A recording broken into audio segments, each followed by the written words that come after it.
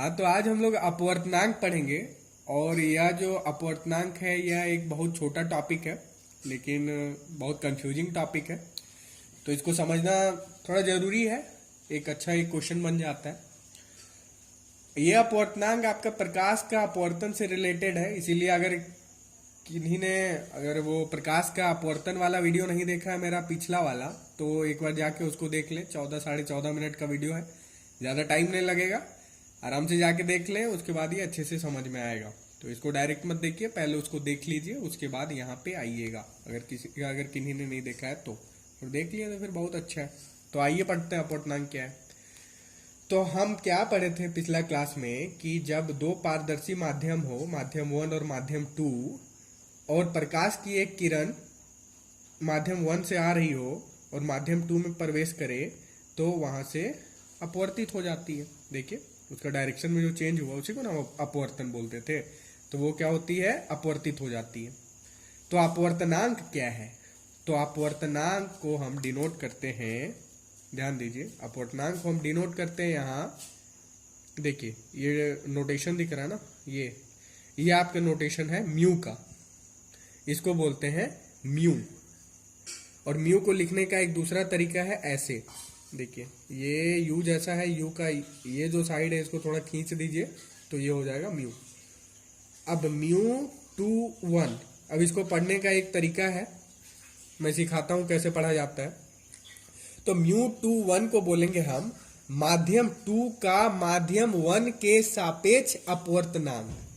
देखिए पहला क्या है यहाँ 2, मतलब हम लोग अपवर्तनांक किसका लिख रहे हैं, माध्यम 2 का, और किसके सापेक्ष, जो सेकेंड में है, मतलब 1 के सापेक्ष में। तो माध्यम 2 का अपवर्तनांक माध्यम 1 के सापेक्ष में। तो इसको पढ़ना आ गया, तो अब हम आगे जानते हैं कि यह कैसे लिखाता है। तो इसको हम लिखते हैं V1/V2। V1/V2 मतलब जैसे आप यहाँ पे क्या लिखे, यहाँ पे आप म्यू टू 1 लिखे हैं ना, तो जो सेकेंड वाला है बाद वाला है, उसका पहले लिखना है, मतलब उसका आपको ऊपर लिखना है, उसका स्पीड आपको ऊपर लिखना है। V मतलब यह स्पीड है, चाल है, तो आपको V1 पहले लिखना है, और जो पहले था, देखिए 2 पहले था ना, तो उसको आपको नीचे कर देना है। तो इसको लिखने का तरीका समझ गए। तो म्यू टू 1 को लिखेंगे V1/V2। अब V1/V2 क्या है? तो V1 होता है आपका माध्यम 1 में प्रकाश की चाल, ये जो आपका माध्यम 1 है, और V2 होता है आपका माध्यम 2 में प्रकाश की चाल। मतलब ये जो अपवर्तनांक है इसको हम कैसे लिखेंगे, माध्यम 1 में प्रकाश की चाल बटा माध्यम 2 में प्रकाश की चाल। ये बहुत इंपॉर्टेंट है, इसको हमेशा दिमाग में रखिएगा। लिखने का तरीका भी मैं बता चुका हूँ।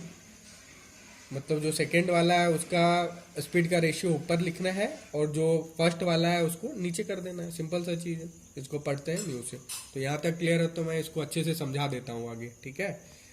अब अभी मैंने क्या पढ़ाया, हम लोगों ने पढ़ा कि ये जो है इसको हम लोग पढ़ते हैं माध्यम 2 का अपवर्तनांक 1 के सापेक्ष में, ठीक है। तो ये सापेक्ष अपवर्तनांक हो गया। अब अगर माध्यम 1 आपका वायु या निर्वात हो, जो मेरा माध्यम 1 है ये या तो वायु हो जाए या निर्वात हो जाए, ठीक है। तो वायु या निर्वात हो जाए तो फिर क्या होता है, सो देखिए। तो हमको ये पता है कि निर्वात में प्रकाश की चाल कितना होता है, 3 × 10⁸ मीटर पर सेकेंड। ये सबको याद ही रहता है, 3 × 10⁸ मीटर पर सेकेंड। ये प्रकाश की चाल है किसमें, निर्वात में, ठीक है, निर्वात में। और इसी को हम डिनोट करते हैं C से, मतलब C जो लेटर है ये निर्वात में प्रकाश की चाल के लिए ही नोटेड होता है। मतलब जहां भी आपको चाल से रिलेटेड कहीं C मिलेगा तो समझ जाइए उसका वैल्यू है 3 × 10⁸ मीटर पर सेकेंड। अब जब मेरा माध्यम 1 वायु या निर्वात है तब हम इसको कैसे लिखेंगे, सो देखिए। तो इसको ठीक है ज्यों का त्यों लिख देते हैं। मतलब मेरा mu of two 1 is equals to, इसको हम क्या लिखते थे, V1/V2 लिखते थे। अब माध्यम 1 में मेरा क्या है, निर्वात है, और निर्वात में मेरा प्रकाश की चाल ये वही है ना जी, V1 मतलब वही हुआ ना, मतलब माध्यम 1 में प्रकाश की चाल।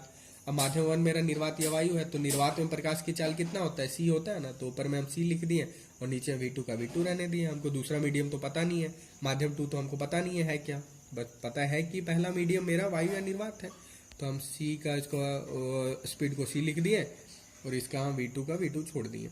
तो सी का वैल्यू हमको पता है, फिर आगे इक्वल करके हम लिख दिए 3 × 10⁸ अपॉन V2, मतलब सी का वैल्यू पता था तो इसको यहाँ पुट कर दिया, V2 का V2 रहने दिए।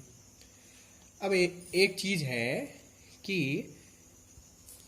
जब माध्यम 1 निर्वात या वायु हो तब जो मेरा ये सापेक्ष अपवर्तनांक है, तब जो मेरा ये सापेक्ष अपवर्तनांक है, इसको हम बोलते हैं निरपेक्ष अपवर्तनांक या बस अपवर्तनांक, जो मेरा मेन टॉपिक है। ठीक है, तो अपवर्तनांक क्या है? तो अपवर्तनांक के लिए एक जरूरी कंडीशन ये हो गया कि मेरा माध्यम 1 क्या होना चाहिए, या तो निर्वात हो या तो वायु हो। ठीक है, तो जहां भी अपवर्तनांक आपको लिखा हुआ दिखेगा तो समझ जाइए कि मेरा माध्यम 1 निर्वात या वायु है।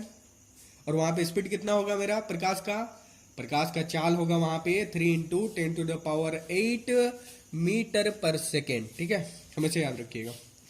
अब इसको मैंने डायग्राम बना के दिखा दिया है कि मेरा पहला मीडियम वायु या निर्वात है और दूसरा मीडियम को हम कुछ भी मान लेते हैं, मान के चलते हैं जल है, पानी है। ठीक है ना। अब इसी को लिखने का एक तरीका है, जैसे हम ऊपर क्या लिख रहे थे, इसको μ2 लिख रहे थे, μ(2)1 मतलब 2 का अपवर्तनांक 1 के सापेक्ष में।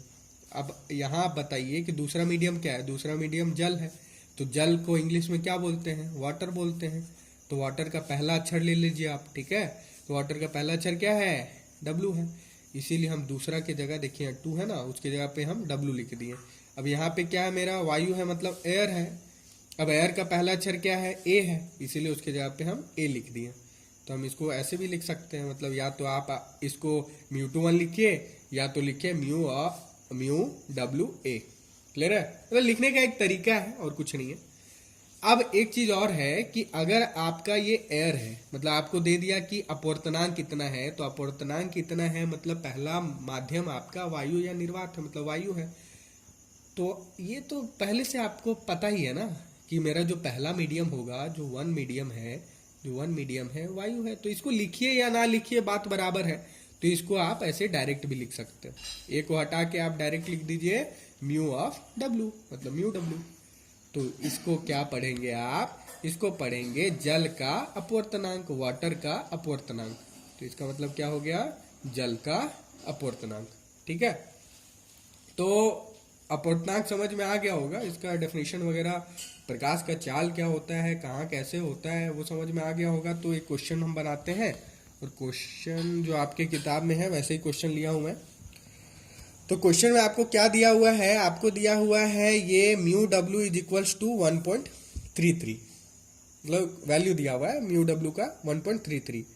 अब ये क्या है, इसको पढ़िए। ये क्या है? ये आपका जल का अपवर्तनांक है ना जी, जल का अपवर्तनांक है। ये आपको कितना दिया हुआ है? 1.33। अब हम इधर से जो वोल्टेज का रेशियो है, जो इसको लिखते थे, उसी को हम यहाँ पे डेराइव करते हैं। तो NW को हम लिख सकते हैं, माध्यम 2 मेरा क्या है? अपवर्तनांक दिया, मतलब माध्यम 1 मेरा वायु होगा, ये तो सेल्फ अंडरस्टैंडिंग है। तो यहाँ पे मतलब A छुपा हुआ है। ठीक है ना, हम NW लिखे, यहाँ पे A छुपा हुआ है। तो जब भी हम इसको स्पीड के रेशियो में लिखना चाहेंगे, चाल के रेशियो में लिखना चाहेंगे, तो हम इसको कैसे लिखेंगे? प्रकाश की चाल वायु में, मतलब जो मेरा C है, बटा प्रकाश की चाल वाटर में, मतलब पानी में, तो V(W), प्रकाश की चाल पानी में। ठीक है, और ये मेरा कितना दिया हुआ है? ये टोटल दिया मेरा 1.33, तो इसको हम 1.33 से इक्वेट कर दिए। अब हमको निकालना क्या है? हमको V(W) निकालना। मतलब जब भी ऐसा क्वेश्चन पूछता है तो हमको एक का स्पीड निकालना पड़ेगा, मतलब प्रकाश की चाल दूसरे माध्यम में क्या होगी, ऐसा पूछेगा आपको।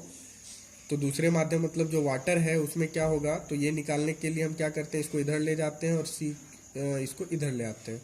तो ये C से डिवाइड हो जाएगा, ये वाला इधर आएगा तो C से डिवाइड हो जाएगा, ये उधर चला जाएगा। तो VW यहाँ पे कितना हो गया? C/1.33। अब C का आपको वैल्यू कितना पता है? 3 × 10⁸। तो C के जगह पे हम 3 × 10⁸ रखें, तो इसको डिवाइड करने के बाद हमको कितना वैल्यू मिल गया? हमको मिल गया 2.25 × 10⁸ मीटर पर सेकेंड। तो हमको फाइनली क्या मिल गया कि प्रकाश की चाल, ये क्या है? प्रकाश की चाल वाटर में, मतलब पानी में प्रकाश की चाल, तो कितना होगी 2.25 इंटू 10⁸ मीटर पर सेकेंड। आपके किताब में ऐसा एक क्वेश्चन मिल जाएगी, आप देख लीजिएगा, उसको बना लीजिएगा, कोई दिक्कत नहीं आएगी। कोई दिक्कत आएगी तो कमेंट सेक्शन में लिखिएगा। तो फिलहाल के लिए रहने देते हैं, आगे का क्लास में आगे कवर कर लेंगे।